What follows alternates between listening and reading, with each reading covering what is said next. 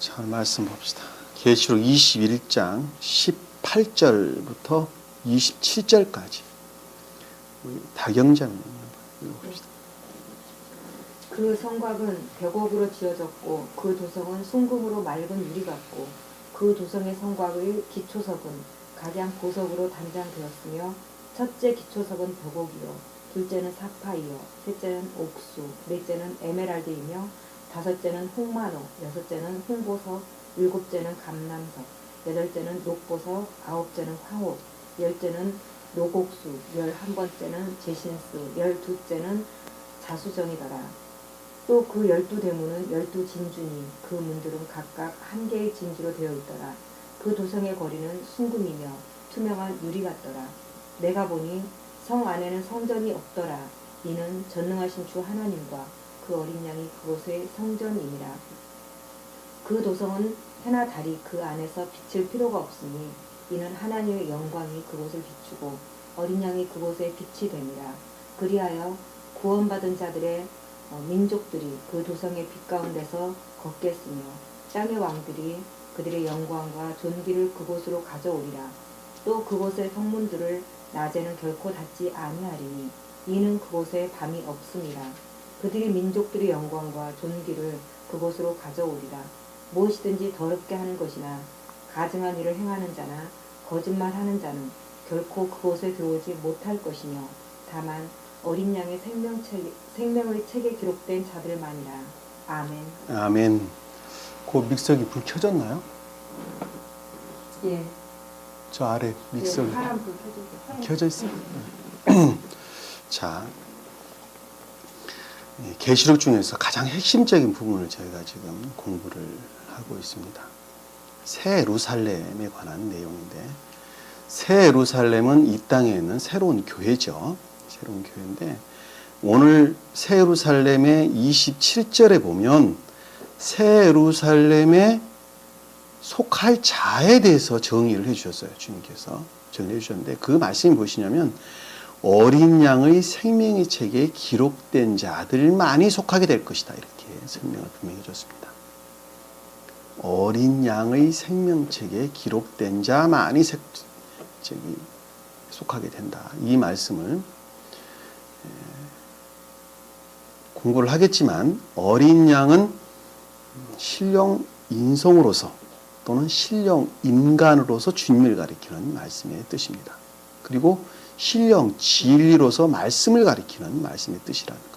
자, 신령 인성으로서 주님이다라는 말씀은 예수 그리스도, 육체를 옷을 입고 이 땅에 오셨던 예수 그리스도, 그분을 가리켜서 신령 인성으로서 주님이다. 그분이 곧 천지의 한 분 하나님이신 것을 시인하고 고백하는 것을 가리키는 말씀의 뜻입니다.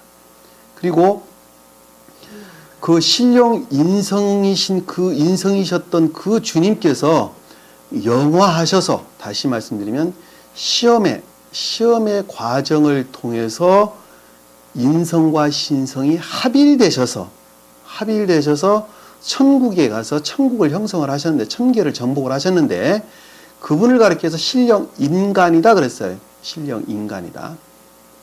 그래서 신령 인성이 곧 신령 인간인 것을 우리는 잘 알 수가 있습니다.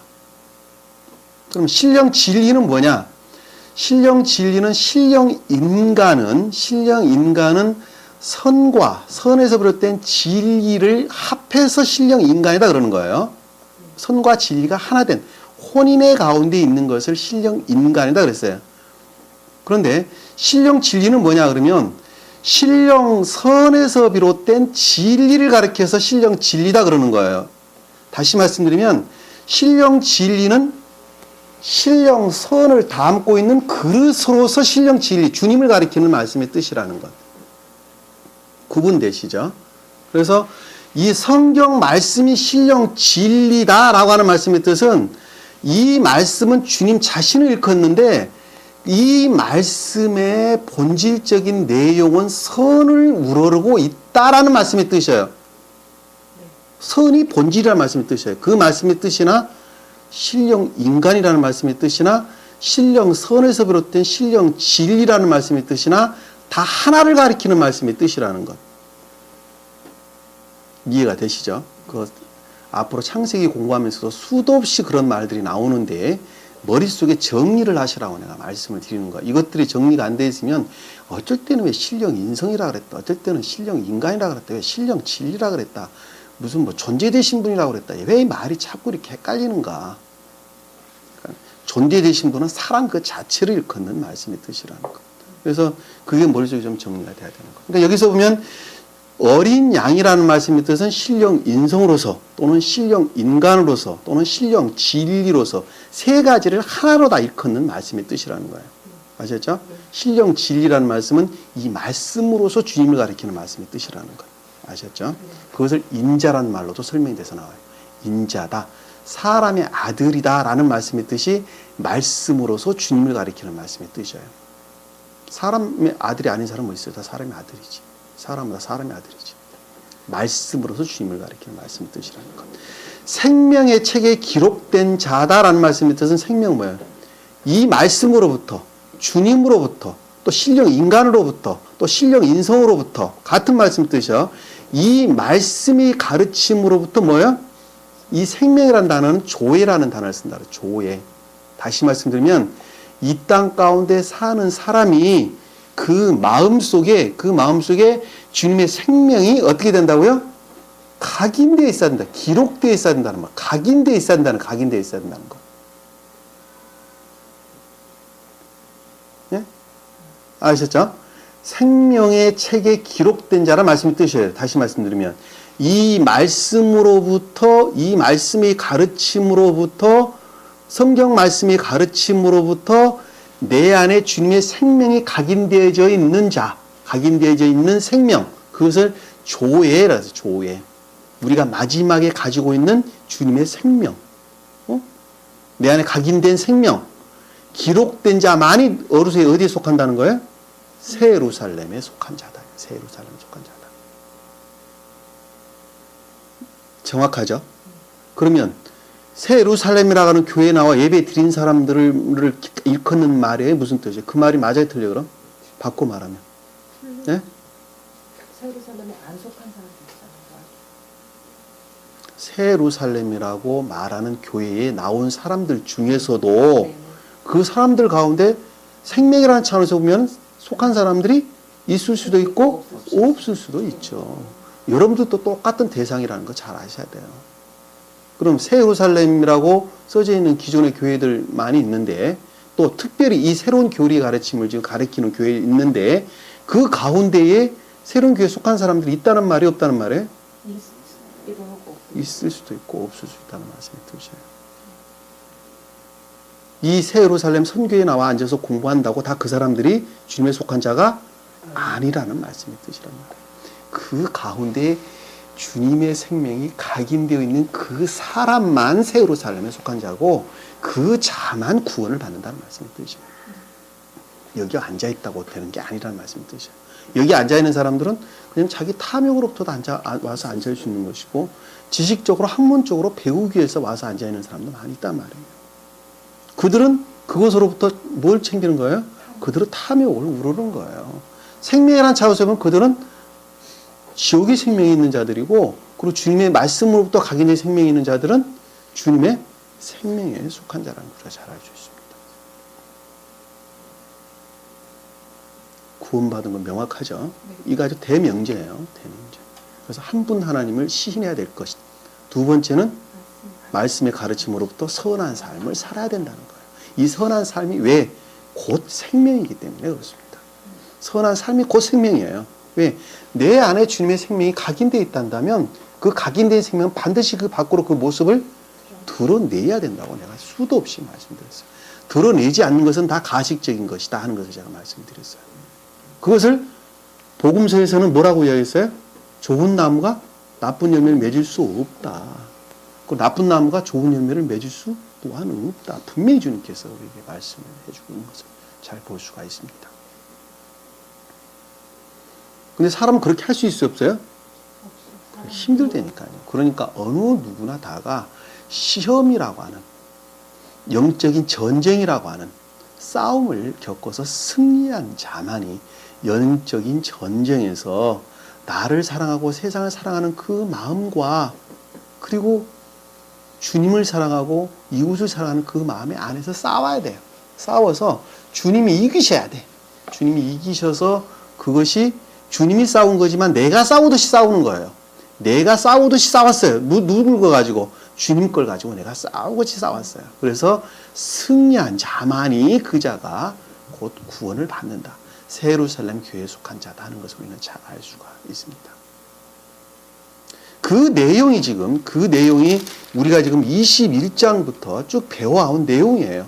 그것이 곧 교리에 관한 내용이었고, 그리고 성경에 관한 내용이었고, 성벽의 12문의 내용을 지금 우리가 앞에서 배웠던 내용인데, 계속적으로 우리가 한번 말씀을 보도록 하겠습니다.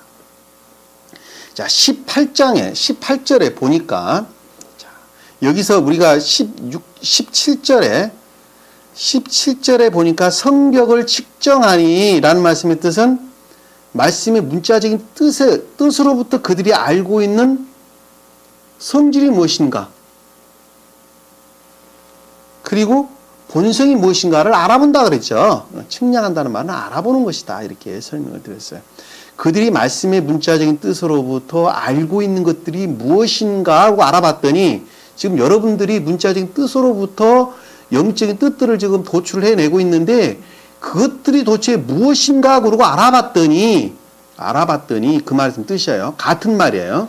왜? 문자적인 뜻으로부터 영적인 뜻들을 우리는 도출을 하는 거기 때문에 성벽은 말씀의 문자적인 뜻, 그리고 성벽에 있는 12문은 그것들을 아는 지식이라 그랬죠. 말씀의 문자적인 뜻으로부터 그것들이 알고 있는 지식이 도대체 무엇인가라는 말씀의 뜻이었어요. 그러니까 여기서 지금 성벽을 측량하니라는 말씀의 뜻은 말씀의 문자적인 뜻으로부터 그들이 알고 있는 것들이 도대체 무엇이었느냐라고 알아봤더니, 그것이 본성과 성질이 무엇인가 그렇다 알아봤더니 측량한다는 말씀의 뜻은 144 큐빗이라는 말씀의 뜻은 12와 같은 숫자라 그랬죠. 12 곱하기 배수였어요. 12 곱하기 144. 그 다음에 14만 4천. 그 다음에 12. 그 다음에 12,000. 다 하나를 가리키는 말씀의 뜻이라고 제가 설명해 드렸어요. 다 하나를 일컫는 말씀의 뜻이라는 것. 그래서 교회에 속한 모든 것들을 가리키는 말씀의 뜻이에요. 그런데 그들이 알고 있는 내용이 무엇인가 봤더니 14만 144 큐빗이었다라는 말씀의 뜻은 교회에 속한 모든 것들이었다는 말씀의 뜻이었어요. 교회에 속한 모든 것들이라는 것은 선에 관한 또는 진리에 관한 모든 것들이었다. 왜? 선과 진리가 주님의 이름이에요. 주님의 이름이에요. 아시겠죠? 주님의 이름이 뭐라고요? 선과 진리. 사랑과 지혜 또는 선과 신령 진리, 그리고 선과 진리. 나 하나로 보면 인애와 인애를 우르는 믿음, 그것이 곧 주님의 이름이에요. 이름. 그것이 주님의 이름이에요.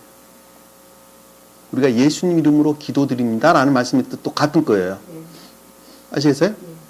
예수 그리스도 이름으로 기도드립니다. 주님의 이름으로 기도드립니다라는 말씀도 또 같은 거예요. 그것으로부터 주님과의 내적 교류를 가리키는 말씀의 뜻이라는 것. 다른 거 아니에요?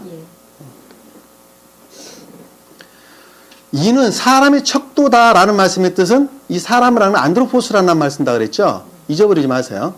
선을 우러르는 사람이 사람이라는 것.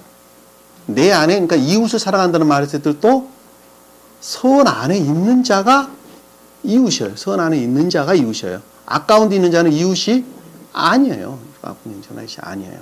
여기서 사람의 척도다라고 하는 말씀의 뜻은 그것이 곧 사람이 가지고 있는 본성이었고 성질이었다는 말씀의 뜻이죠. 그것들에 대한 조사를 해봤더니 그것이 곧 사람이었다는 말씀의 뜻이죠. 그것이 곧 사람. 그런 것이 곧 그런 분들이 그런 것들을 우러는 것, 그런 것들을 알고 있는 것들이 곧 사람이라는 뜻이에요. 예? 그것들을 곧 시인하고 고백하는 사람이 사람이라는 뜻이에요. 그때 그것이 곧 천사였다. 척도라는 말은 없습니다. 원문에 보면. 천사였다라는 말씀의 뜻은 그것이 곧 신령 진리의 모든 것이었다는 말씀의 뜻이에요. 뭐를? 신령 선에서 비롯된 신령 진리의 모든 것이었다라는 말씀의 뜻이에요. 아셨죠? 네. 그것이 곧 신령 진리의 모든 것들이 내 안에 와 있는 사람, 그런 것들을 우러르는 사람, 그 사람이 안드로포스라고 하는 사람을 가리키는 말씀의 뜻이다. 이 아네르와 오프의 합성을 하고 그랬어요. 남편이라는 단어와 안색이라는 단어의 합성이었어요. 합성. 마음의 내면이 남편이라고 일컫는 선을, 남편은 선을 표정한다 그랬죠. 남편이라고 일컫는 선을, 그리고 마음의 내면이 선을 우러는 자가 사람이다라는 말씀의 뜻이에요. 그래서 이웃사랑의 개념에 대해서 제가 설명을 예전에 한번 드렸어요. 이웃은 선한 사람을 사랑하는 것이, 이웃, 주님께 속한 사람을 사랑하는 것이 이웃이다. 이렇게 제가 설명을 드렸어요. 자, 18절에 보니까 그의 성곽은, 자, 앞에서 보는 성벽이라고 글씨를 써놨는데 단어가 되는, 밑에서는 성곽이란 말로 말이 바뀌었어요. 이 성곽이라는 말은 성벽 안에 있는 것들을 가리키는 말씀의 뜻이에요. 그러니까 말씀의 문자적인 뜻 안에 있는 것, 이 테이코스 플러스 엔토메시스라는 합성어예요. 테이코스와, 다시 말씀드리면 성벽과 성벽 안에 있는 사람들, 백성들, 민중들을 가리키는 진리를 가리키는 말씀의 뜻이에요. 진리. 그러니까 성벽, 말씀의 문자적인 뜻으로부터 그것 안에 있는 진리들은 이란 뜻이에요. 바꿔 말하면 그 뜻이에요. 풀어서 설명하면 진리들은 벽옥으로 지어졌고 라고 하는 것은, 벽옥이라는 것은 벽옥과 돌과의 합성어라 그랬죠. 벽옥과 돌과의 합성어다 이렇게 설명해서 아이피스라는 단말과 리도스의 합성어라고 되어 있는데, 그것이 곧 빛났다라는, 빛났다. 말씀의 문자적인 뜻 안에서 빛을 내고 있었다는 말씀의 뜻이에요. 벽옥이란 말이 그 뜻이에요. 앞에서는 귀한 보석 같고 그랬어요. 보석 같고. 말씀의 문자적인 뜻이 귀한 보석 같았다 이랬어요. 근데 여기서는 지금 그 보석이 빛을 내고 있었다는 말씀의 뜻이죠. 그래 벽옥 같았다는 말씀의 뜻이에요. 지금 말씀의 문자적인 뜻이 빛을 내고 있나요? 빛을 내고 있나요? 말씀의 문자적인 뜻으로부터 빛을 내고 있죠. 이 말씀의 문자적인 뜻으로부터 내적인 뜻들이 지금 말씀의 문자적인 뜻으로부터 빛을 내고 있는 것이죠. 그렇죠? 벽옥같이 지어졌으며 그의 도성은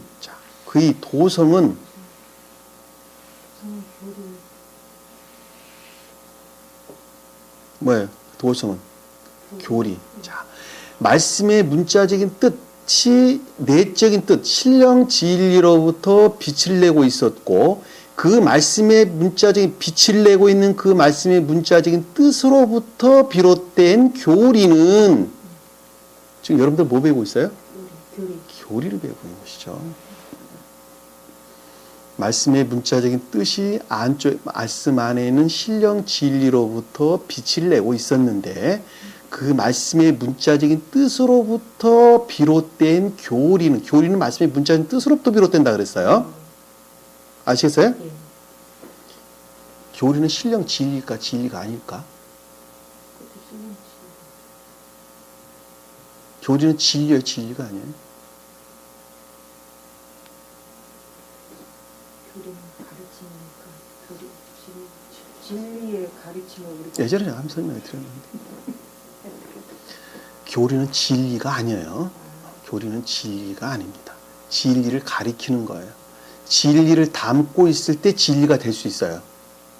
교리는 사람 수만큼 각양의 방법으로 가르쳐질 수가 있어요. 그러나 그것은 하나를 우러러요. 아시죠? 그 말도 뒤에 가면 나오는데, 한 개의 진주로 되어 있다라는 말씀 나오는데, 아시겠어요? 교리는 진리가 주님의 몸이 아니에요. 진리는 뭐예요? 이 말씀의 문자적인 뜻은 주님 자신을 일컫는 말씀의 뜻이에요. 그러니까는 주님 자신, 주님 몸이에요. 말씀이라는 주님 자신을 가리키는 말씀의 뜻인데, 이 말씀으로부터 비롯된 교리는 진리가 아니에요. 진리가 아니에요. 진리를 가리키는 교리예요. 그냥 교리. 이것은 사람의 수만큼 깨닫는 방법에 따라서 달라질 수가 있어요. 달라질 수가 있어요. 그럼에도 불구하고 그것이 하나를 우러르는 거예요. 아셨죠? 어떤 사람들이 이 말씀을 설명을 할 때 이렇게 설명을 하기도 하고, 어떤 사람들은 그분 상태에 따라서 이렇게 설명도 하고 그러는 거예요. 배우는 사람의 수준에 따라서 이 말씀을 이렇게 풀어서 설명도 하기도 하고, 저렇게 풀어서 설명도 하기도 그렇죠. 끄닫는 사람이 생각에 따라서 달라지는 거예요. 교리는 진리가 아니에요. 진리가 아니에요. 명확히 말씀은 진리가 아니에요. 다만 진리를 우러르는 거죠. 진리를 우러르는 것으로부터 그것도 진리예요. 아셨죠? 네. 진리를 우러르는 것으로부터 진리예요. 자, 여기서 근데 그 도성이라는 말씀의 뜻은 곧 교리를 가리키는 말씀의 뜻인데 그 도성은 순금으로 맑은 유리 같고 라고 하는 것은 순수한 선을 우러렀다는 말씀의 뜻이죠. 네. 여러분들이 지금 그러고 있는 거죠. 가르침이. 네. 순수한 선을 우러르고 있는 것이죠. 근데 맑은 유리 같았다라고 하는 말씀의 뜻은 티가 없고 흠이 없었다는 말씀의 뜻이죠. 맑은 유리 같았다. 히알로스. 유리란 말은 히알로스. 앞에서는 수정과 같았다라는 말씀을 썼는데 여기서는 유리와 같은 말로 바뀌었어요. 내용이. 수정과 같았다는 말씀의 뜻은 주님 자신을 일컫는 말씀의 뜻에 대해서 설명을 하고 있는 것입니다. 주님 자신을 가리켜서 설명을 표현됐을 때는 수정과 같았다라는 말씀에 설명되어 있고 그 주님 자신으로부터 비롯된 세루살렘 교회에 속한 세루살렘에 속한 사람들이 가지고 있는 교리 안에 있는 사람들 그분들이 가지고 있는 교리는 유리 같았다. 맑은 유리 같았다는 말씀의 뜻이에요. 아셨죠? 흠없고 순수하고 깨끗했다는 말씀의 뜻이에요. 머릿속에 그려지나요? 머릿속에 그려져야 됩니다. 자, 같았고 그의 도성의 선곽의 기초석은 자, 그와 같은 교리가 비롯됐었는데 여기서 선곽이라는 말 성벽을 가리키는 말씀의 뜻이에요. 이게 테이코스. 18절의 그가 다른 단어예요. 18절의 선곽과 다른 거예요. 여기서는 성벽. 말씀의 문자적인 뜻들은 기초석은 말씀의 문자적인 뜻의 기초석. 다시 말씀하면 말씀의 문자적인 뜻들이 뜻 안에 기초를 파운데이션. 기초를 이루고 있는 것들은 다시 말해서 교회를 이루는 기초적인 것들은 기초를 이루는 것들은 각양보석으로 단장됐으며 이 각양보석으로 단장되어 있다라고 하는 이 보석이라는 말은 앞에서 말하는 보석하고 좀 달라요. 다르고 여기는 가치 있고 아주 가치 있고 고귀한 진리였다는 말씀의 뜻입니다. 아주 가치 있고 고귀한 진리였더라라는 말씀의 뜻이에요.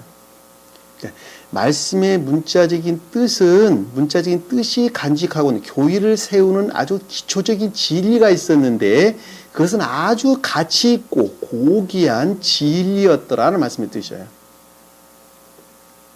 그래서 이 보석이라는 말은 티미오스 플러스 티미오스하고 리도스 합성어입니다. 원어를 보면 이 티미오스라는 말은 가치 있고 값 있는 고귀한 리도스라는 것은 보편적인 일반적인 돌을 가리키는 단어입니다.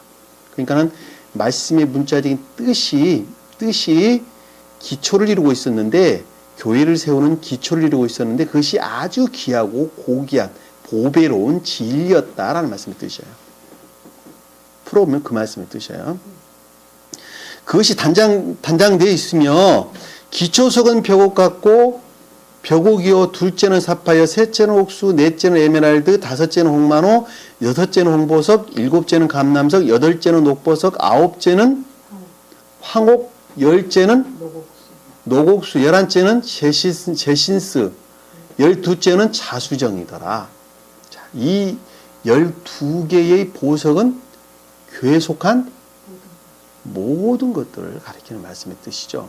여기서는 예수님의 12제자도 똑같은 말씀의 뜻이에요. 야곱의 12아들도 똑같은 말씀의 뜻입니다. 그리고 우리 어디 몇 절 7장에 보면 14만 4천 명에 대해서 나오게 되죠. 네. 총 12지파가 네. 구원받은 12지파가 나오게 되는데 여기도 똑같은 내용을 담고 있는 거예요. 똑같은 내용.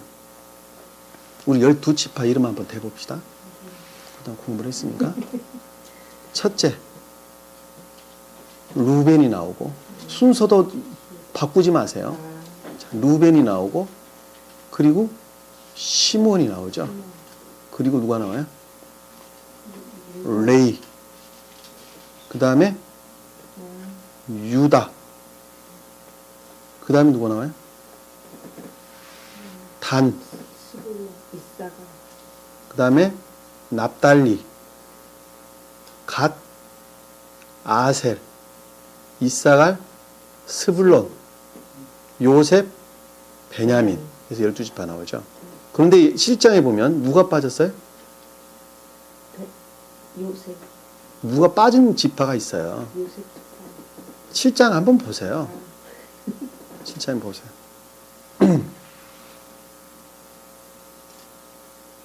누가 빠졌어요?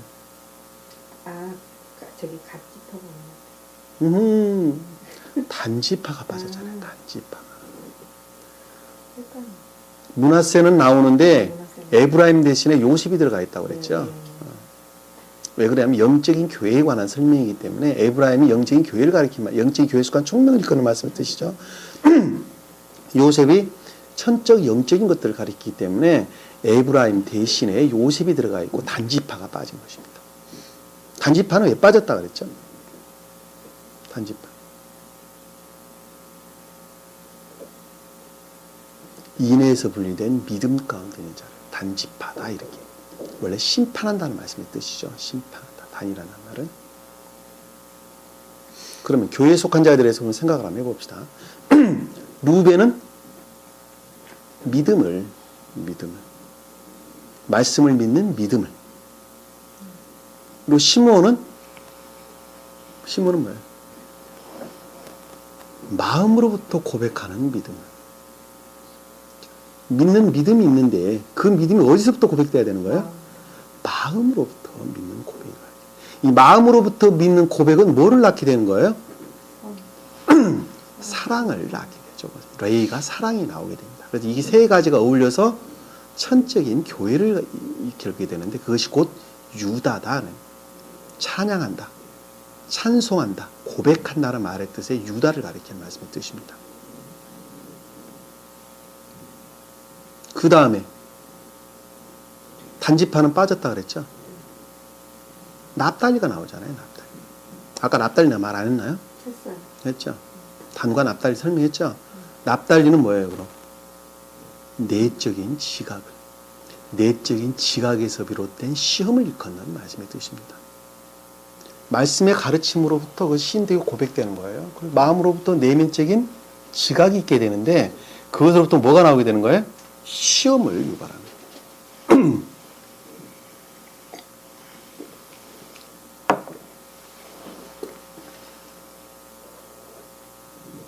그리고 갓이 나오죠. 갓은 뭐였어요? 사랑을 행하고자 하는 기쁨을, 선을 우러는 기쁨을 가리키는 말씀의 뜻이에요. 기쁨.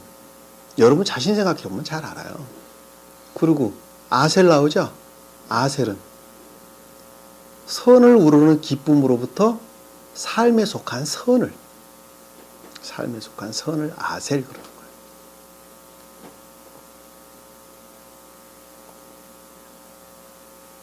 그럼 이사갈은 진리. 이사갈은 뭐예요? 천적인 기쁨. 그 다음에 스불론은 양적인 기쁨. 원래 제불론이라는 뜻입니다. 하나님의 거처라는 말이에요. 하나님 거처. 곧 혼인회를 가리키는 말씀의 뜻이에요. 온전한 교회를 이루는 마지막 상태를 일컫는 말씀의 뜻입니다. 그 혼인회를 가리키는 말씀의 뜻이에요.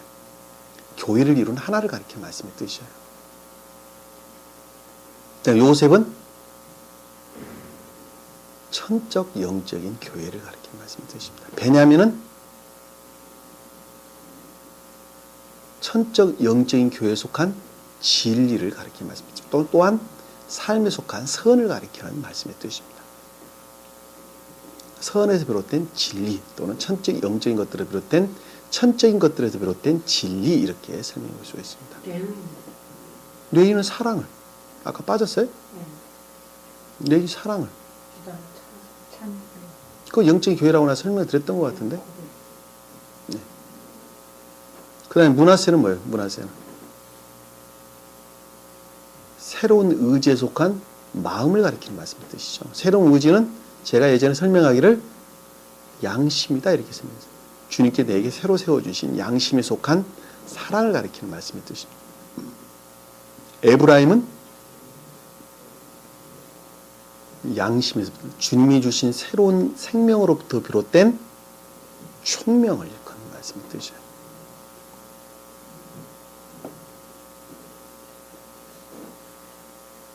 그 자들이 어떤 자들이니까 지금 여기서 말하는 교회에 속한 자다라는 뜻이에요. 교회에 속한 자.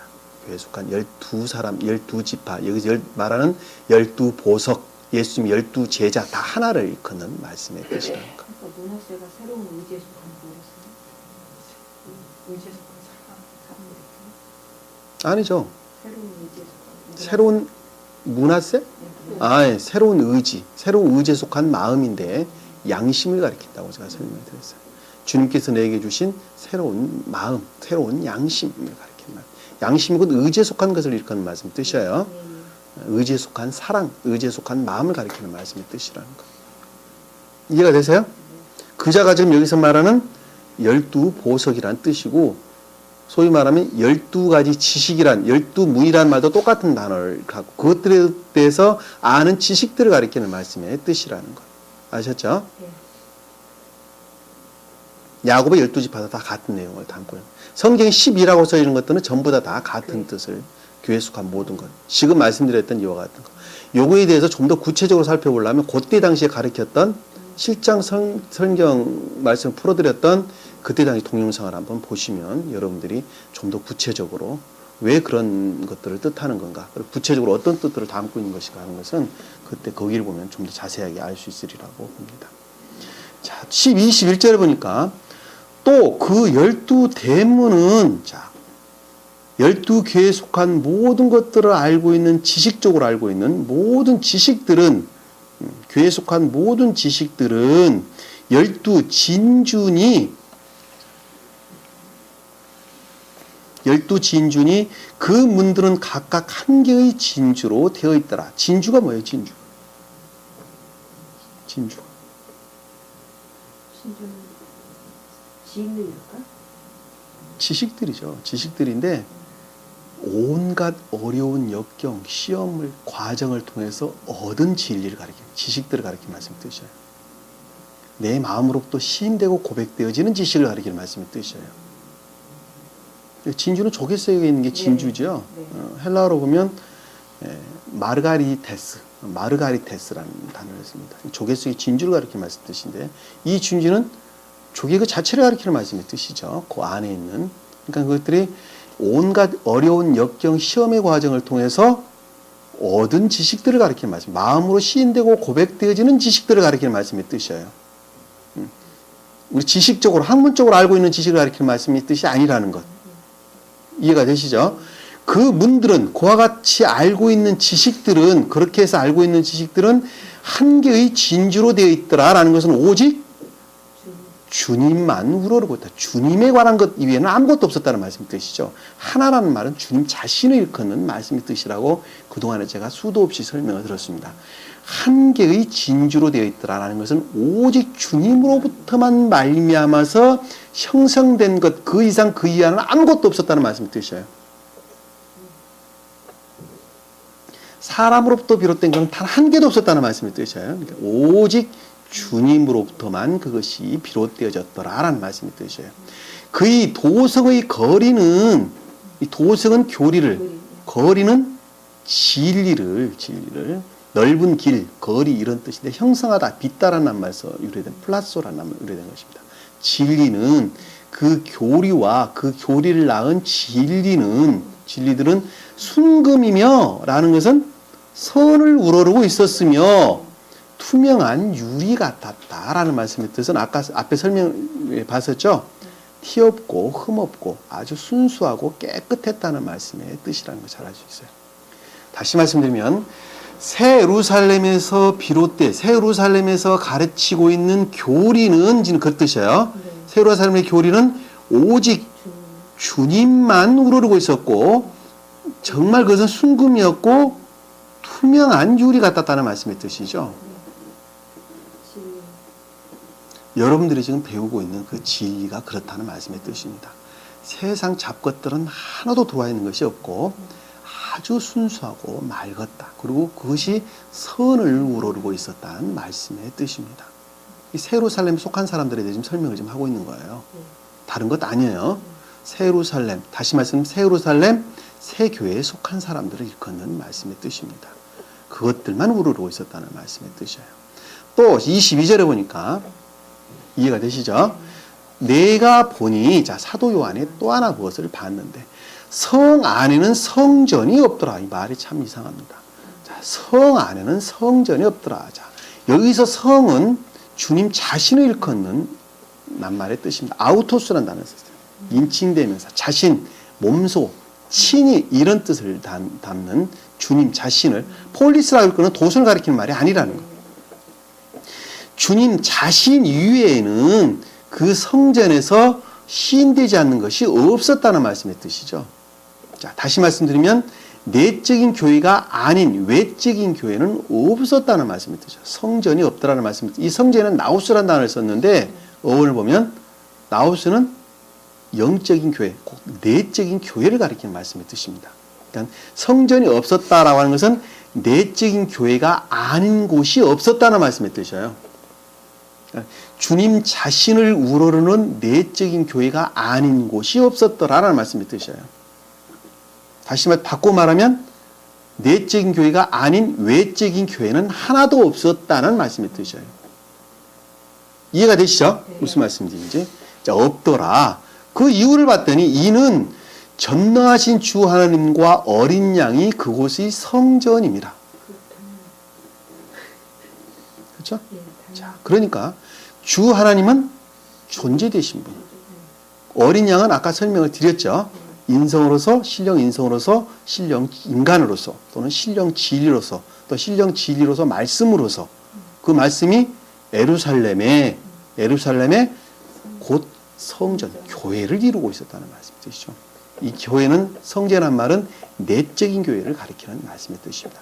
이 십자가 걸려있는 이런 예배당을 걷는 말씀의 뜻이 아니라는 것. 헬라에서 예배당은 히에로이라는 단어를 씁니다. 여기는 나우스라고 하는 내적인 교회를 분명히 가리키는 말씀의 뜻입니다. 십자가인 것은 히에로이라는 단어를 쓴다는 거 구분하셔야 돼요. 여기서 성전입니다. 이렇게.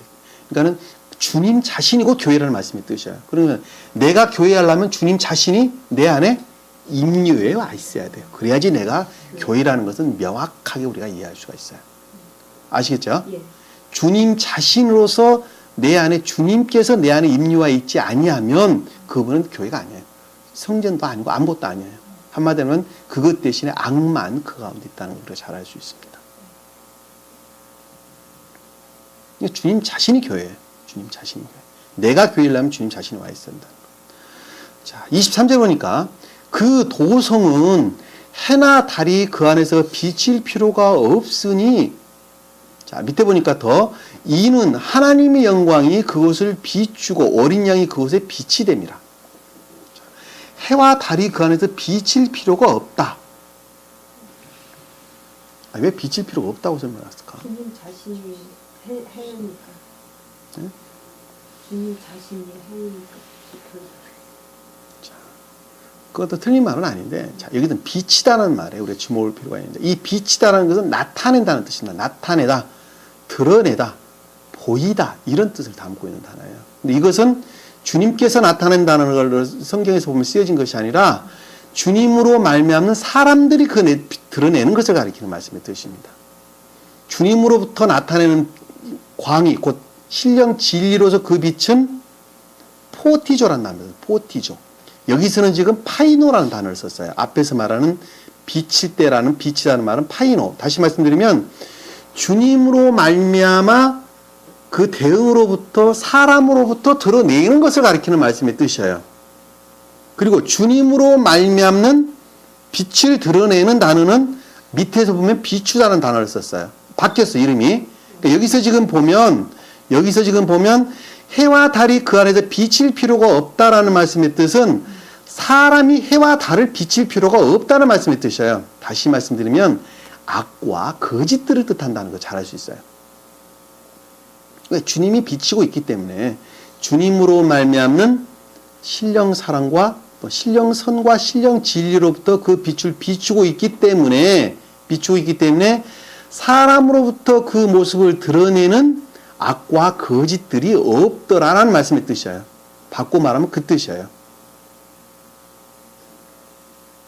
필요가 없으니 이는 하나님의 영광이 그것을 비추고 라고 하는 것은 신령선에서 비롯된 신령 진리로부터 그것을 비추고 있기 때문이라는 말씀의 뜻이죠. 어린 양이 그곳이 빛이 됨이라. 말씀이 가르침으로부터 그것들이 드러나 있기 때문이라는 말씀의 뜻입니다. 신령 인성으로서 또는 신령 진리로서 또는 말씀으로서 성언으로서 말씀으로서 그것들을 드러내고 있기 때문이다라는 말씀의 뜻이에요. 그러니까 사람으로부터는 어떠한 악한 것들이나 거짓된 것들이 드러나 있는 것들이 아무것도 없다는 말씀의 뜻이에요. 아시겠죠? 네. 여기서 지금 해와 달은 주님의 사랑과 진리를 가리키는 말이 아니라는 것. 반대의 뜻으로 악과 거짓을 일컫는 말씀의 뜻이라는 것. 아셨죠? 네. 왜 그러냐면 비친다는 말이 우리가 유념해 볼 필요가 있다고 제가 설명을 드렸어요. 24절 보니까 그리하여 구원받은 자들의 민족들이 구원받았다는 것은 해로부터 보호하여 유해한 것들로부터 해로운 것들로부터 악에 속한 것들로부터 보호하여 안전하게 인도를 받은 자, 구출된 자가 구원받은 자들이죠. 그 구원받은 자들이 너희들이 민족들이라는 것은 선을 우러르는 자들이라는 걸 잘 알 수 있어요. 아셨죠? 에드노스라는 단어를 썼는데 이 선을 우러르는 자들이라는 뜻이에요. 그러니까 구원받은 자들이 어떤 자들이에요? 선을 우러르는 자들이 구원받은 자다. 그들이 무엇으로부터? 악과 거짓의 유해로부터 악과 거짓의 끊임없는 유혹으로부터 그들이 안전하게 구출을 받은 자, 안전하게 구출. 구원이라는 건 소조라는 단어를 썼습니다. 원래 안전이라는 낱말로부터 유래된 단어입니다. 구원이라는 말이 그 어원을 보면 안전이라는 단어로부터 유래가 됐다는 말씀의 뜻은 안전하게 보호되어 구출되었다는 말씀의 뜻이죠. 주님으로부터. 민족들이 그의 도성의 빛 가운데 걷겠으며, 자, 그의 빛, 이 도성이라는 말은 어원에 보면 없습니다. 그의 빛 가운데 걷겠으며 라는 뜻이 그의 빛 가운데, 다시 말하면 신령 진리에 속한 삶 가운데, 걷는다는 것은 삶을 가리키는 말씀의 뜻이에요. 성경에서 전부 다. 네. 아셨죠? 네. 어디 가서나 걷는다는 말씀은 산다는 말씀의 뜻입니다. 다시 말씀드리면 그의 빛이라는 것은 주님으로 말미암는 신령 진리로부터 비롯된 삶 가운데에 살겠으며 라는 뜻이에요. 삶 가운데 살겠으며 땅의 왕들이, 자, 땅이라는 건 예루살렘을 가리키는 말씀의 뜻이죠. 왕은 신령 진리를 시인하고 고백하는 예루살렘에 속한 사람들을 일컫는 말씀의 뜻이죠. 진리 안에 있는 사람들을 가리키는 말씀의 뜻이죠.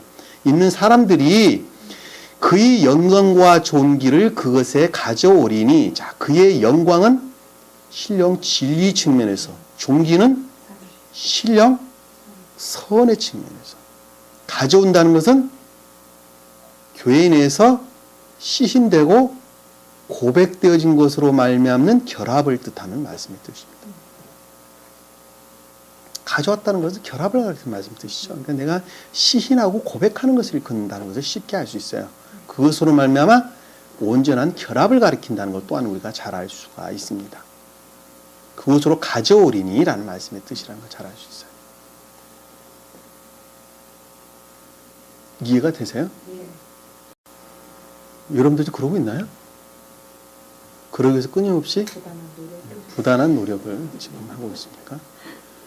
자, 이 진리를 무슨 신비주의자다, 어쩐다라고 떠들어대는 사람들은 참 정말 알 수가 없죠. 그들이 정말 신령한 신비주의자들이라는 걸 잘 알 수가 있습니다. 25절. 또 그것이 성문들을 낮에는 결코 닫지 아니하려니, 자, 예루살렘의 성문들은 이라는 말, 성문은 말씀을 깨닫고 이해하는 지식들이라고 제가 설명을 드렸죠. 지식들이다. 그런데 그것이 낮에는 닿지 아니한다는 것은 밝히 이해하고 깨닫는 조욕 가운데 있다는 말씀의 뜻이죠. 밝히 이해하고 깨닫는 가운데 있다라는 말씀의 뜻이죠. 다시 말씀드리면 이 말씀의 가르침이 무엇인가 하는 것을 밝히 이해하고 깨닫고 있다는 말씀의 뜻이에요. 예루살렘에 속한 사람들은. 네. 아시겠죠? 네. 좀 문자적인 뜻으로 보면 그와 같은 것들을 시인하고 고백하는 사람들에게는 항상 열려있다는 말씀의 뜻이에요. 영접 수용된다는 말씀의 뜻이죠. 영접 수용된다. 문자의 뜻으로 보면 그런 뜻이에요. 자, 낮에는 결코 닿지 아니한다는 말씀의 뜻은 이 말씀의 가르침을 시인하고 고백하는 자들은 언제 어느 때고 영접 수용된다는 말씀의 뜻이죠. 반대의 뜻으로 그것들을 영접 시인하지 않는 사람들은 있을 수가 없다는 말씀의 뜻이죠. 반대의 뜻으로. 우리 수도 없는 경험을 했었죠. 그것들을 시인하고 고백하지 않는 자들은 절대 이 가운데 있을 수가 없습니다. 오히려 제가 아까 설명드리기를 있는 그것으로부터 주님은 모독을 당한다고 제가 설명을 드렸어요. 그분들은 반드시 여기에 있으면 안 돼요. 그러고 왜 그러냐면 그들은 생명 자체가 그것이 아니기 때문에 있는 것 자체가 그들은 괴롭고 고통이에요. 왜? 자기들의 생명이 아니기 때문에 그렇습니다. 그들은 그 가르침이 주님을 잘 믿으면 아파트 좋은 곳 산댄다. 세상에서 승진 안 된다. 자식이 좋은 대학교 간단다 하는 말들을 해줘야지 좋은데 그런 말들은 안 하고 맨날 천계가 어떻고 연계가 어떻고 하나님을 사랑해야 된다고 이웃을 사랑한다는 말은 자기 성질에 맞아 안 맞아요? 안 맞는다니까요. 그러니까는 저것들은 늘 이상한 소리만 한다고 그러고 갑니다. 이것은 낮에는 항상 문이 열려있다는 말씀 뜻이 그런 것이라. 속도스러워 보면은 그 말씀을 아는 지식들로부터 밝히 이해하고 깨닫는 조욕 가운데 있으나 영적인, 문자적인 뜻으로 보면은 그것들을 영접 수용하고 시인하는 자들은 늘 항상 열려있다는 말씀의 뜻이죠. 영접 수용될 것이다. 그 가운데 몰려올 것이다. 그 가운데 주님께서 나팔 소리를 부르니까 동서남북 사방에서 그것을 듣고 왔지요. 제50반대 보면 그 자들을 일컫는 말씀의 뜻이에요. 그것들을 시인하고 고백하는 자들은 다 그 가운데 영접되고 수용될 것이라는 말씀의 뜻이에요. 그것이 주님의 때만 알아요. 주님만 이것이 어떤 자가 올 것인가는 주님만 알게 되는 것입니다. 아무도 알 수 없어요. 낮에는 결코 닿지 아니하리니 이는 그곳에 밤이 없습니다. 라는 말씀의 뜻은 오직 진리에 속한 믿음만, 다시 말씀은 진리가 아닌 거짓들은 없었다는 말씀의 뜻이죠. 밤이라는 것은 거짓을 일컫는 말씀의 뜻이죠. 그러니까는 오직 진리만, 그곳에는 밤이 없음이라는 것은 진리 이외에는 아무것도 없기 때문이라는 말씀의 뜻입니다.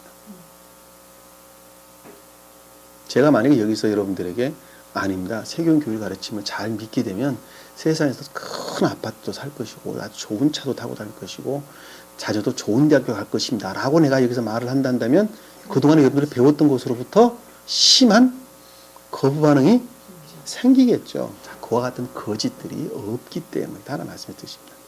진리 외에는 어느 것도 가르치지 않는 오직 진리만이다. 거짓은 없다는 말씀의 뜻이라는 것. 26절에 보니까 그들이 민족들의 연관과 종기를 그것으로 가져오리니, 자, 선을 우러르는 민족은 선이라 그랬어요. 마지막에 보면 지금 민족이라는 말이 두 번 계속해서 지금 설고 있는데 교회는 선을 우러르는 것으로부터 교회이기 때문에 민족이란 말이 나오는 거예요. 이 백성을 가리킬 때는 라오스란 단어입니다. 라오스. 헬라 원어를 보면 라오스, 민족은 에드노스라는 단어였습니다. 정확하게 구분을 합니다. 백성은 진리에 대한 것, 신령 진리 측면에서 설명을 할 때는 백성이라는 단어를, 그리고 신령 선, 곧 삶에 속한 선을 가리킬 때, 사랑을 가리킬 때에는 에드노스라고 하는 민족이라는 단어가 등장을 합니다.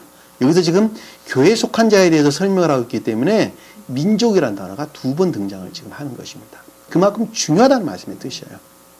교회에 속한 자는 선을 우러르는 자가 교회에 속한 자들이기 때문에 민족이라는 단어가 등장을 합니다. 그래서 그들이 민족의 영광과 존귀를 그것으로 가져오리니 라는 말씀에서 영광은 앞에서 신령 진리 측면에서 주님을, 그 존귀는 신령 선의 측면에서 주님이라 그랬죠.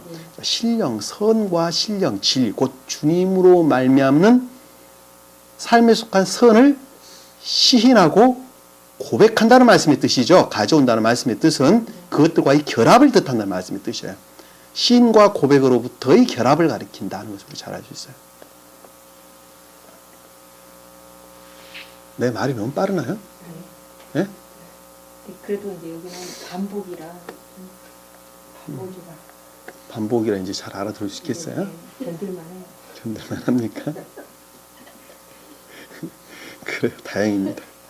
그동안에 많이 숙달이 됐었을 테니까 잘 알아들이라고 믿습니다. 자, 그곳으로 가져오리니 27절에 보니까 무엇이든지 더럽게 하는 것이나 가증한 일을 행하는 자나 거짓말하는 자는 결코 그것에 들어오지 못할 것이며, 자, 들어오지 못할 사람에 대해서 설명을 했어요. 자, 더럽게 하는 자다라는 말씀의 뜻은 모두 더럽게 한다.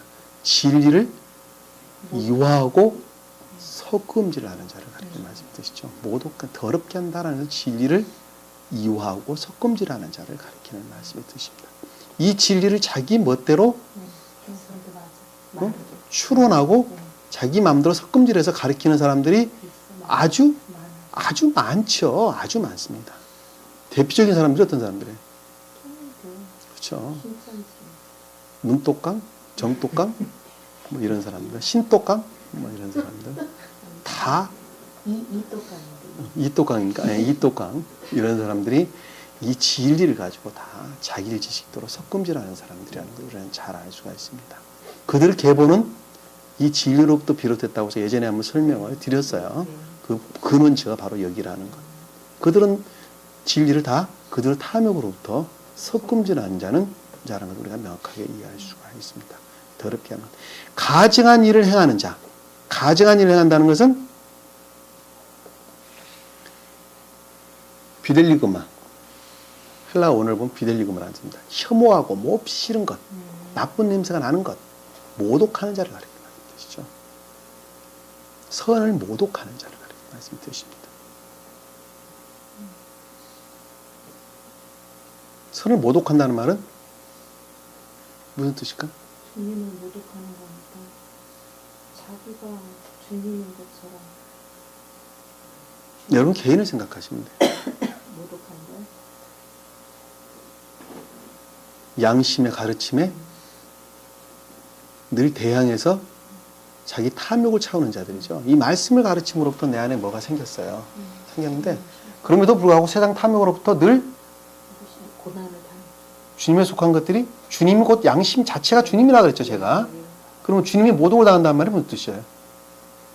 양심은 이걸 해라고 그러는데 자꾸 그 탐욕 양심은 담배꽁초 버리지 마라고 이야기하는데 말씀의 가르침으로부터 양심은 담배꽁초 버리지 마라고 그러는데 담배꽁초를 자기 편한 생각으로 씩 버리면 주님 그것도 모독을 당한다는 걸 잘 알 수 있습니다. 그리고 양심은 늘 여기가 공부해라고 말을 하는데 아니야, 난 오늘 친구 따라 산에 갈래. 주님이 모독 당한다는 걸 잘 알 수 있어요. 아시겠죠?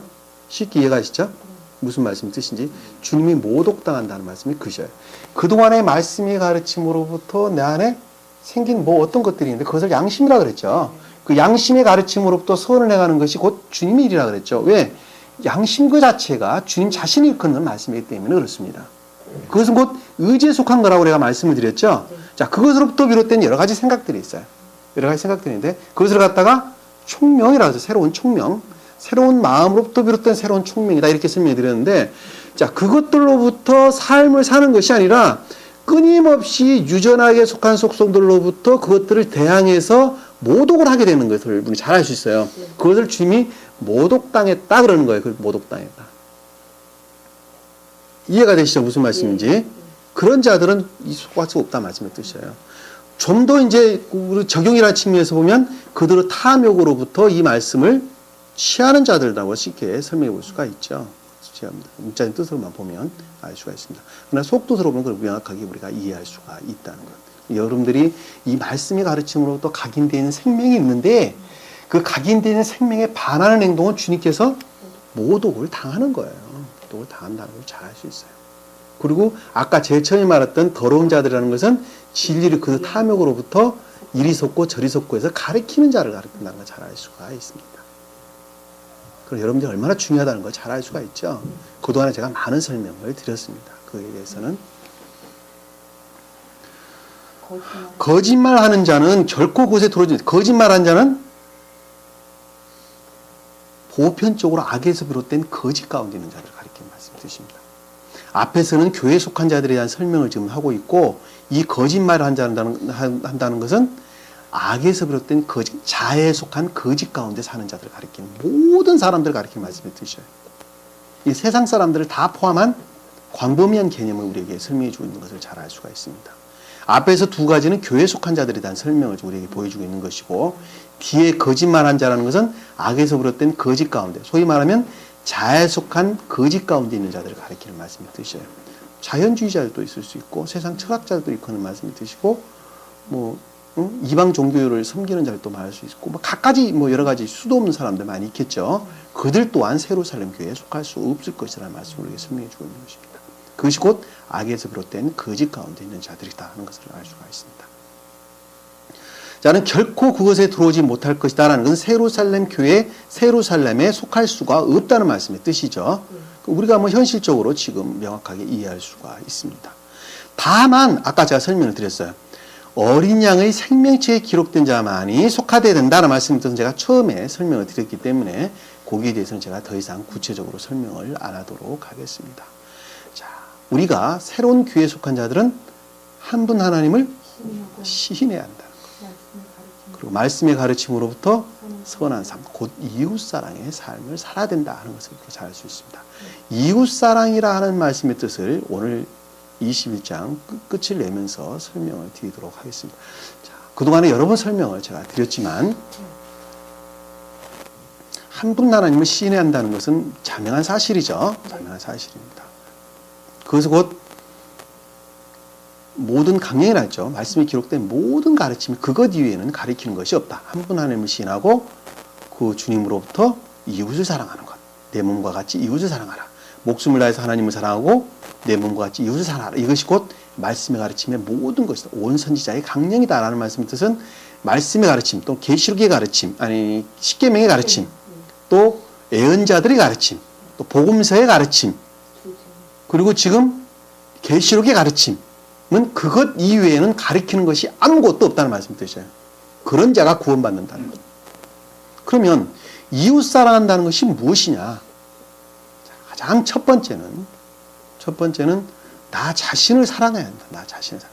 자애를 가리키는 말이 아니에요. 자기 탐욕에 속한 나를 가리키는 말이 아니에요. 탐욕에 속한 나를 가리키는 말이 아니라 나를 사랑해야 된다라는 말씀의 뜻은 내가 건강해야 돼요. 왜 건강해야 돼요? 내가 병들면 다른 사람 그렇죠. 내가 아픈 것만큼 이웃들에게, 나 아닌 다른 사람들에게 피해를 줄 수 있기 때문에, 그래서 음식도 잘 먹어야 되고 늘 운동도 해야 되고 내가 건강해야 돼요. 첫째는 자연적인 이웃사랑이에요. 지금 설명드리는 것은. 그리고 두 번째는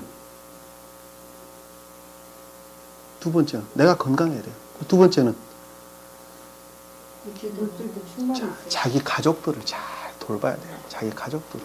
내가 낳은 가족들을 잘 돌봐야지. 그렇지 않으면 그들이 나가서 나쁜 짓 해요. 그리고 자기가 열심히 일하지 않아서 자식들을 잘 먹여 살리지 못한다면 그것으로부터 남들에게 또한 피해를 줘요. 피해를 줘. 그러니까는 내 가족들을 어떻게 되겠어요? 잘 돌봐야 돼요. 그리고 잘 가리켜야 돼요. 그렇죠? 나서 잘 가리켜야지 사람 구실을 하니까 잘 가리켜야 돼요. 다시 말씀드리면 부모는 부모로서의 의무를 다 해야 돼요. 또 자식은 자식으로서의 의무를 다 해야 돼요. 그것이 가장 낮은 게 이웃사랑이에요. 그러고 난 다음에 어떻게 되겠어요? 자기가 처한 직업에 또 자기가 하는 일에 최선을 다해서 열심히 일을 해야 돼요. 내가 직장에서 보급받고 일하는 사람이 열심히 일을 안 하면 내가 안 하는 것만큼 다른 사람이 어떻게 되겠어요? 피해를 본다는 것을 잘 알 수 있어요. 내가 늘 결근을 하게 되면 안 가는 것만큼 다른 사람이 피해를 보죠. 그리고 내가 해야 될 일을 안 하는 것만큼 또한 다른 사람이 그만큼 고생을 한다는 것을 우리가 잘 알 수 있어요. 그러니까는 회사에 나가서 또 자기 사업을 하는 사람은 자기가 하는 일을 열심히 해야 돼요. 열심히 하는 것만큼 이웃들에게 선을 행하는 거예요. 행하는 거예요. 네 번째는 뭐예요? 나라 사랑. 그렇죠. 나라를 사랑해야 돼요. 나라에 충성해야 돼요. 나라를 충성한다는 건 총칼 들고 나와서 싸우는 것도 나라에 충성하는 것이지만 법을 잘 지켜야 돼요. 법을 잘 지켜야 돼요. 사업을 하는 사람은 세금을 잘 내야 돼요. 세금 잘 내야 되고. 그리고 나라에서 정한 각종 법규들을 잘 지켜야 돼요. 이것이 자연적인 이웃사랑이에요. 말씀이 가르침으로부터 비롯된 자연적인 이웃사랑이에요. 그것은 지극히 소극적인 것이죠. 자, 그것 위에 뭐가 생기는 거예요? 그것 위에 도덕적인 삶이 생기는 거예요. 도덕적인 삶. 남이 보든지 안 보든지 선하게 살아야 돼요. 선하게 살아야 돼요. 그것이 도덕적인 삶이에요. 남이 안 본다고 아무데나 오줌 싸면 안 돼요. 아무데나 휴지 같은 거 버리고 그러면 안 돼요. 그리고 안 보는 데서도 저도 잘 지키지 못합니다만은 신호등도 잘 지켜야 돼요. 이 도덕적으로 선하게 사는 사람입니다. 이것을 가리켜서 시민적, 시민법적 또는 도덕적인 삶을 사는 자. 그것이 가장 낮은 궤도의 이웃사랑이에요. 이것은 도덕적 삶하고는 달라요. 제가 말씀드린 도덕적인 것은 소위 말하는 도덕책에서 가르는 그런 도덕적인 삶이라는 건 말이 아니라 말씀이 가르침으로부터 비롯된 도덕적인 삶을 가리키는 말씀의 뜻이에요. 말씀의 가르침으로부터 비롯된 것들이에요. 다. 그런 것들이 시민법을 잘 지키는 것이고 그리고 도덕적으로 선한 삶을 사는 것입니다. 그것 바탕 위에 그것이 파운데이션이 되는 거예요. 그것이 기초가 되는 거예요. 그 기초 위에 영적인 삶이 사라지는 거예요. 그건 마저 없는 사람 영적인 삶을 살 수 있어요? 없어요? 없다는 것을 우리가 잘 알 수 있어요. 그리고 영적인 삶은 뭐 하는 것이냐? 영적인 삶이라는 것은 그와 같이 시민법적이고 도덕적인 삶을 사는 사람, 소위 말하는 말씀으로부터 비롯된 선한 삶을 사는 사람이에요. 이 선한 삶을 사는 사람이 세상에 허락한 모든 것들을 주님을 우러르는 도구로서 쓰는 사람, 쓰는 삶을 사는 사람, 그 사람이 영적인 삶을 사는 사람이다 그러는 거예요. 차원이 완전 달라요. 그러면 내가 돈을 벌어야 될 이유도, 건강해야 될 이유도, 세상에 더 명예를 얻어야 될 이유도 그것들을 다 귀하게 여겨야 되겠죠. 돈 버는 것 귀하게 여겨야 되겠죠. 명예를 얻는 것 또한 귀하게 여기지 말라는 거 아니에요. 그것을 홀대라는 말이 아닙니다. 귀하게 여겨야 되겠죠. 그럼에도 불구하고 그 귀하게 여겨야 될 그 이유들이 주님을 우러를 목적으로서 귀하게 여기는 거예요. 세상 탐욕을, 세상 쾌락을 취할 목적이 아니라 주님을 우러를 목적으로서 그런 것들을 귀하게 여기는 거예요. 그래서 그것을 위한 선용으로 쓰여지는 거예요. 그것을 가리켜서 영적인 삶을 산다 그러는 거예요. 그러면 주님을 위한 선용의 도구로 쓰여진다는 말씀의 뜻이 무슨 뜻일까? 그것이 가장 높은 궤도의 이웃사랑이다 그랬어요. 제가 그동안에. 그럼 가장 높은 궤도의 이웃사랑은 뭐예요? 주님의 말씀을 이제 다른 사람들에게 그렇죠. 잘 가르쳐. 주님께서 이 땅에 오셔서 하셨던 일을 주님의 제자로서 대신하는 삶을 사는데, 그리고 그 삶을 위해서 허락한 물질 또는 건강, 세상에 허락한 모든 것들을 쓰여지는 삶을 사는 자, 그 자가 목숨을 다해서 하나님을 사랑하는 자를 가리키는 말씀이 뜻입니다. 다시 말씀드리면 이 진리가 가르쳐지는 것도 이 진리를 전하기 위한 도구로서 세상에 허락한 모든 것들을 아주 순수하고 소박한 마음으로 사용하는 것, 쓰는 삶을 사는 자. 어떠한 이유도 세상에 있잖아요. 그것은 어머님이, 부모가 자식을 사랑하는 마음으로 쓰는 사람을 가리키는 말씀이죠. 어떤 사람이 자식에게 등록금 주면서 너 장가 가면 갚어 라고 주는 사람은 없겠죠. 유치원 보내면서 너 커서 유치원비 나한테 갚으라고 주는 사람은 없겠죠. 그냥 자기가 낳았으니까 사랑을 하는 거예요. 그냥 내가 열심히 나가서 일을 해서 어떻게 하는 거예요? 자식을 위해서 유학도 보내고 별짓 다 하잖아요. 그렇죠? 그냥 사랑하는 거예요, 자식을. 그것이 목숨을 다해서 하나님을 사랑한다는 말씀의 뜻이에요. 주님을 사랑한다는 말씀의 뜻이에요. 세상을 악한 모든 것들을 지옥에 갈 영혼들을 천국으로 인도하기 위한 필요한 도구로서 선용의 삶을 사는 자. 그 자가 갖다가 목숨을 다해서 하나님을 사랑하는 자다라고 이야기를 하는 거예요. 아시겠죠? 이 돈 교회에다 갖다 바쳐라는 이야기 아니에요. 여러분들이 그 산 가운데에서 그것을 위해 쓰라는 말씀의 뜻이에요. 아시겠죠? 네? 이 교회는 그 쓰는 과정 중에 일부분에 지나지 않는 거예요. 여기에 지금 교회도 물론 이 자연계에 머물러 있기 때문에 교회 돈이 없으면 운영될 수가 없어요. 당연히 헌금도 해야 돼요. 해야 되나 교회에다 갖다 바쳐라는 말이 아니라 삶 그 자체가 그것을 우러는 삶을 살아야 한다는 말씀의 뜻이에요.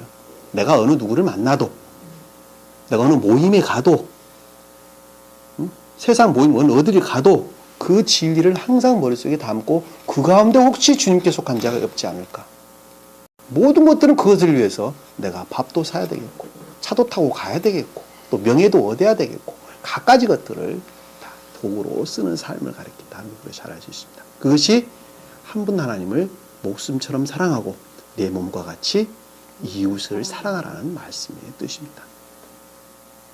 이 이웃사랑이라는 개념들을 그동안 잘 정리가 안 돼가지고 많은 사람들이 고민을 합니다.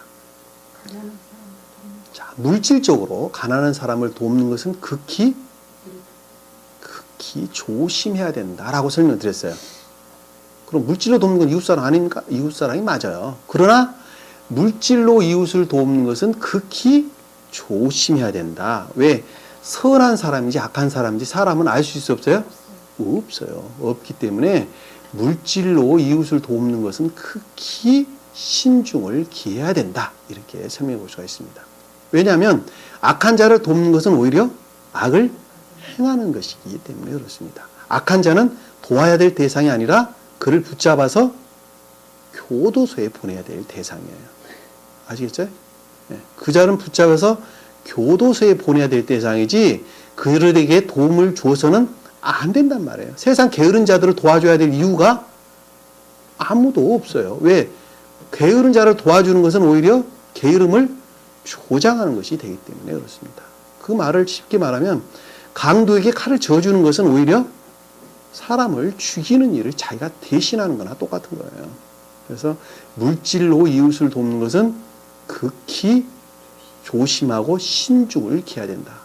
그래서 물질로 돕는 것 또한 새 예루살렘에 속한 사람들을 돕는 것, 그것은 여접겠죠.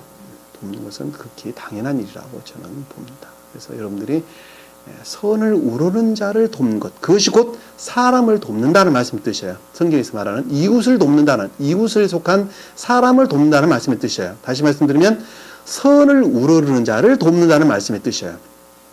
또 다른 말로는 사람 안에 있는 선을 사랑한다는 말씀의 뜻이에요. 아시겠죠? 풀어서 설명하면 그런 뜻입니다. 우리가 오늘 말씀의 가르침을 마음속에 깊이 각인하시기 바랍니다. 그래서 이웃사랑이 뭔가 하는 것을 가장 소극적인 개념으로부터 우리가 설명해 봤습니다. 주님께서는 그래서 십계명에 우리에게 설명해 주고 있기를 하지 말아라 라고 설명했어요. 뭐를 하라고 설명하지 않았어요. 하지 말아라. 왜? 안 하는 것만큼 이웃들을 사랑하는 것이기 때문에 그렇습니다. 알지 못하는 것을 하는 것만큼 그들은 악을 행한다는 것을 우리는 잘 알 수가 있습니다. 그것은 이 십계명이라는 것은, 계명이라는 것은 마지막 조건이 마지막 조건, 주님께서 우리에게 허락하신 종국점, 끝점, 우리께 구원을 하기 위한 마지막 수단이 그것이에요. 마지막 수단. 텔로스라는 낱말에서 그걸 찾아볼 수가 있습니다. 계명이라는 낱말의 뜻이. 그러니까 오늘 주신 말씀 마음속에 깊이 각인을 하시고, 오늘 우리 21장 마치면서 새로살렘 교회에서, 다음은 새로살렘에 속한 교인들이 말씀에 대한 밝히 이해하고 깨달음 가운데 있다는 것을 우리에게 좀 더 구체적으로 설명해 주는 것을 잘 볼 수가 있습니다. 주신 말씀 마음속에 깊이 각인하시고 여러분도 한 주간 승리하는 저 여러분 되기를 간절히 축원합니다. 자, 기도드리겠습니다. 사랑의 주님, 오늘도 주님께서 지에게 귀한 말씀 주신 것을 감사드립니다. 주신 말씀 혹여 세상 가운데 있는 것들로부터 빼앗기지 아니하도록 도와주시고 오늘 주신 말씀으로부터 각인된 생명으로부터 온전히 주님을 사랑하고 이웃을 사랑하는 제 삶을 살 수 있도록 주님께서 은혜 베풀어 주시옵소서. 남은 시간도 주께서 함께 할 수 있사오며 예수님 이름으로 기도드립니다. 아멘. 주기도문합니다. 하늘에 계신 우리 아버지 이름이 거룩히 여김을 받으시오며 나라의 마옵시며 뜻이 하늘에서 이룬 것 같이 땅에서 이루어지이다. 오늘날 우리에게 일용할 양식을 주옵시고 우리가 우리에게 죄 진 자를 사해 준 것 같이 우리 죄를 사하여 주옵시고 우리를 시험에 들게 하지 마옵시고 다만 악에서 구하옵소서. 나라와 권세와 영광이 아버지께 영원히 쌓옵나이다. 아멘.